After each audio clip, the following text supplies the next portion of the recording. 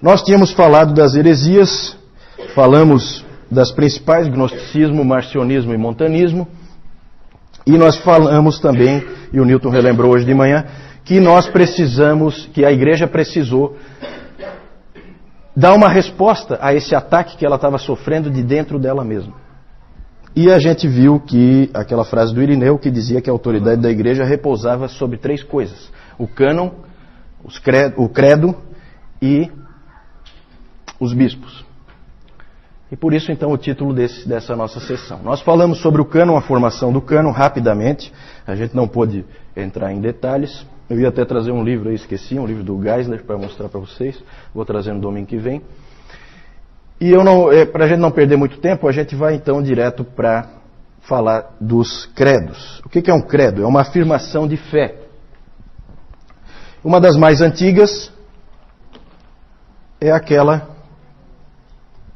Tu és o Cristo, o Filho do Deus vivo. Quem falou isso? Isso é um credo. Quem falou isso? Pedro, exatamente. Pedro. Tu és o Cristo, o Filho do Deus vivo. Isso é uma afirmação de fé. E uma das mais antigas que a gente tem, isso aí ainda está no Novo Testamento, uma das mais antigas que a gente tem na história da igreja é: creio em Jesus Cristo, Filho de Deus, Salvador. A partir dessa frase, creio em Jesus Cristo, Filho de Deus, Salvador, veio aquele símbolo do peixe, por causa... Ali está ictis, né? Porque existem 2 maneiras de escrever, mas podemos dizer ictus. Ictus é o peixe. Essa palavra em grego significa peixe. E é uma abreviação, ela pode ser usada como uma abreviação no grego. Depois nós vamos ver umas figuras aí. Que é uma abreviação de Jesus Christos Tel Huios Soter. Jesus Cristo, Filho de Deus, Salvador. Então, esse é um credo bem antigo também.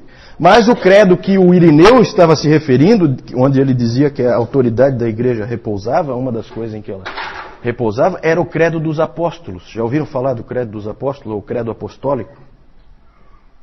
Ele é bem conhecido, esse credo apostólico. Talvez eu falando vocês reconheçam. Creio em Deus Pai Todo-Poderoso, Criador do céu e da terra, em Jesus Cristo, seu único Filho, nosso Senhor, que foi concebido pelo poder do Espírito Santo, nasceu da Virgem Maria, padeceu sob Pôncio Pilatos, foi crucificado, morto e sepultado, desceu à mansão dos mortos, ressuscitou ao 3º dia, subiu aos céus, está sentado à direita de Deus Pai Todo-Poderoso, de onde há de vir a julgar os vivos e os mortos. Creio no Espírito Santo, na Santa Igreja Católica, na comunhão dos santos, na remissão dos pecados, na ressurreição da carne e na vida eterna. Amém. Esse é o credo apostólico. E existe uma história, né? Uma história muito interessante em que se diz que os apóstolos sentaram antes de ir para o mundo evangelizar, e aí Pedro começou: creio em Deus Pai Todo-Poderoso, foi seguido logo depois por André, e em Jesus Cristo, seu único Filho, nosso Senhor. E assim por diante, cada apóstolo falou um pedaço do credo apostólico até terminar com o Mateus, que falou a parte final. É claro que isso aí é uma lenda. É evidente que não foi assim que aconteceu. O credo apostólico não foi feito pelos apóstolos. Ele, na verdade, era uma fórmula utilizada nos batismos naquela época. Então, o indivíduo que ia se batizar tinha que afirmar aquelas verdades. E isso acabou pegando como a fé da igreja resumida. Porque o cânon são aqueles 66 livros, mas eles achavam que precisava deixar claro o que é essencial, o que tem que ser tirado dali e que não pode ser negociado. E daí então surgiu o credo apostólico. Ele não tinha exatamente essa forma, essa história do desceu à mansão dos mortos foi inserida muito tempo depois, tá? Isso aí é um problema teológico que nós não vamos abordar agora. E também nessa época surgiu a ideia da regra da fé. O que é a regra da fé? A regra da fé, o próprio David Calhoun, nas palestras dele, ele falou assim: eu não sei o que é a regra da fé. Ninguém sabe. A regra da fé eram verdades, era ortodoxia passada de pai da igreja para pai da igreja ou de bispo para bispo. Não era uma coisa que era passada para a igreja, era uma coisa passada de bispo para bispo. O Orígenes, ele disse o seguinte: a regra da fé é aquilo que foi passado pelos apóstolos por meio da ordem da sucessão. Então não dá para a gente definir muito claramente o que é a regra da fé. Mas de alguma maneira se achava que de um bispo para o outro se passava a verdade, se passava a ortodoxia. Isso é uma coisa um pouco confusa. Pode passar? Vamos falar então agora dessa ideia dos bispos. Os bispos. No Novo Testamento e no primeiro século, o modelo era aquele que nós conhecemos de liderança da igreja, com presbíteros e diáconos só. Então, durante o primeiro século, era assim que era feito. Você tinha presbíteros e você tinha diáconos. Mas já no início do segundo século, já começa a haver uma maior centralização de poder na mão de um único presbítero. E isso começa a aparecer em vários lugares. Sempre há algum presbítero que se destaca mais, que conhece mais, que é mais influente, e esse presbítero começa a ganhar uma importância maior. E isso começa a ser incentivado por alguns pais da igreja. Como, por exemplo, o Inácio de Antioquia, que foi discípulo de João. Ele disse que ele já falava, no início do segundo século, a respeito de um único bispo acima dos outros. Um presbítero que ficasse acima dos outros, que é a forma tríplice de governo da igreja. Então passa a haver três tipos de liderança: bispos, presbíteros e diáconos. E aí o Irineu de Lyon, piorou tudo quando ele introduziu a ideia da sucessão apostólica. A famosa ideia da sucessão apostólica. Ele...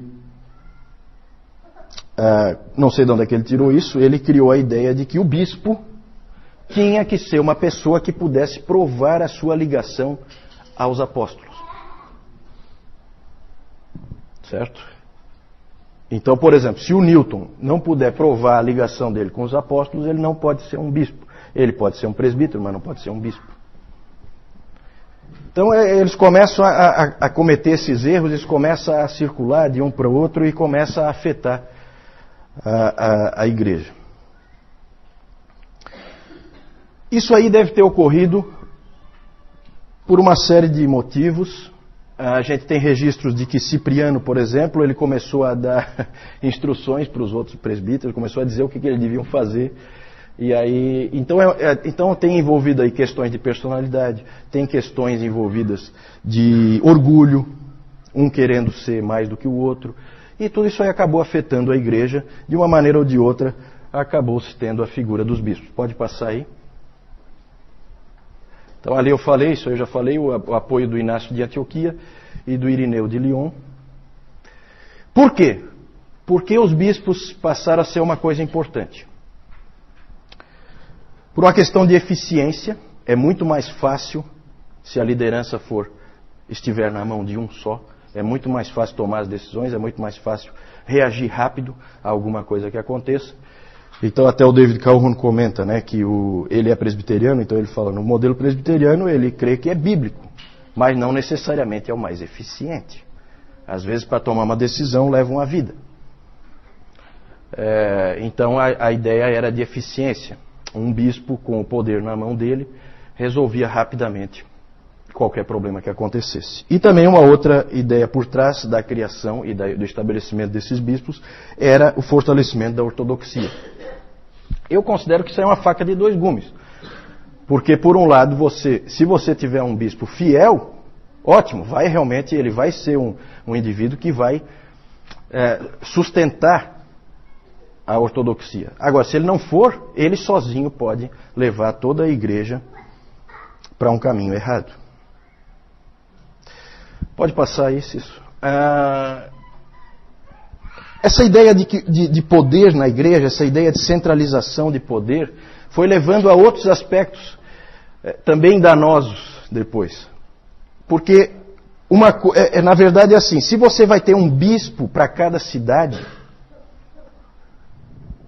e isso aí começou muito cedo, já no segundo século, como nós vimos,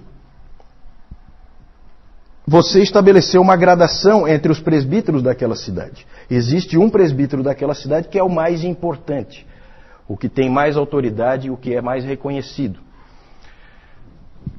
Só que a mesma ideia pode ser extrapolada. Uma coisa é você ser, vamos fazer uma comparação, uma coisa é você ser o bispo de São Paulo, aqui no Brasil, e outra coisa é você ser o bispo do Oiapoque. A importância que você tem sendo bispo de São Paulo é diferente da importância que você tem sendo bispo do Oiapoque. E isso aí aconteceu realmente naquela época. As igrejas mais importantes logo se destacaram. No Oriente, as igrejas mais importantes eram Jerusalém, Cesareia, Antioquia, Alexandria e Constantinopla. E no Ocidente, só uma: Roma. Gente, começa aqui, tudo tem explicação histórica. O Newton hoje falou sobre isso e é verdade. Tudo que a gente crê tem um fundo histórico. Tudo que acontece tem um fundo histórico. Não existe teologia sem história. Isso o Newton frisou hoje de manhã e é verdade. Olha só o que começa a acontecer. E nós vamos ver hoje mais coisas que começaram a acontecer que foram levando numa certa direção. Aqui já começa a levar numa certa direção. Poder descentralizado no Oriente, como é até hoje, e poder centralizado no Ocidente. Muito interessante isso que vai acontecendo. E olha só o Irineu. Irineu foi um grande homem de Deus, combateu os gnósticos de maneira exemplar, foi extremamente útil para a igreja, só que ele também prejudicou. A ideia da sucessão apostólica não ajudou muito, e essa frase aí é de uma infelicidade tremenda. Olha o que ele disse: é um caso de necessidade que todas as igrejas deveriam concordar com essa igreja, por causa da sua preeminente autoridade. De quem que ele está falando? De Roma. E aí as coisas então vão piorando.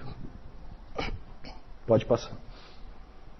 Aí só para mostrar para vocês, o João hoje está meio... não está nas melhores condições, eu também não estou, vocês já perceberam, né? Mas eu vou rapidamente mostrar aqui. Aqui só um exemplo, né? Nós falamos do cânon no domingo passado. Aqui é um pedaço de papiro. Um pedaço de papiro real que nós temos hoje. Aí está escrito, depois alguém que saiba ler em grego aí pode ler para nós. É uma página do P46. Esse manuscrito é do século III. Vocês sabem que nós não temos os originais não existem mais. Então, isso aí é um pedaço. Aí ali está escrito 1 Coríntios 11, 33 a 12, 9. Aqui nós temos, isso aqui é uma pichação em Éfeso, num muro, lá da igreja primitiva, com o símbolo do peixe. Jesus Christus, Theos, Huios, Soter. Certo? Jesus Cristo, Filho de Deus, Salvador. Pode passar. Aí nós temos o Inácio de Antioquia. Ele foi martirizado, por isso que aparecem esses leões aí, junto com ele. E aparece também aqui o Irineu de Lyon. Aquele ali foi discípulo de João, tá? Ele é muito antigo, esse Inácio de Antioquia. Ele foi discípulo de João. Qual foi o outro discípulo de João que nós vimos no domingo passado? Quem é que lembra? Policarpo. Policarpo que foi mestre do Irineu, certo? Em Esmirna. Pode passar então.